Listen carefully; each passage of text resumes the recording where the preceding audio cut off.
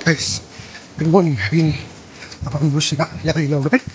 I'm trying to do HM 31 km. Sekarang pukul 5:30 pagi.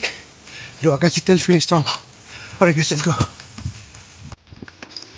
1 km guys, 1 km down. Let's go, let's go. 1 km guys, 20%. Let's go, let's go. 1 km. 3 km guys, 3 km. Steady. 4 km guys.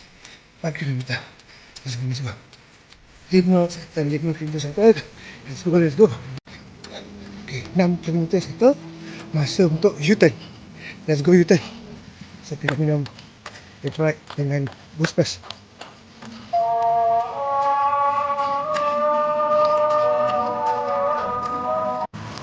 7 km settle. 7 km settle.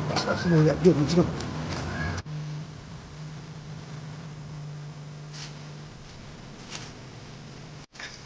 8 km settle. Let's go. Sikit lagi. Let's go. 9 km. 9 km settle. Sikit lagi. Let's go. Alhamdulillah 10 km settle separuh dah. 11 13 km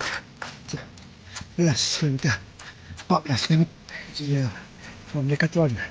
Okay, spend 15 km guys, sikit lagi 16 17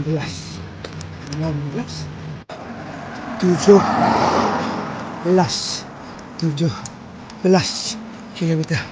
Let's go. Sikit lagi 18 km. Sikit lagi 19 km guys. 20 km guys. Satu lagi. Let's finally settle half marathon 21.1 km ini.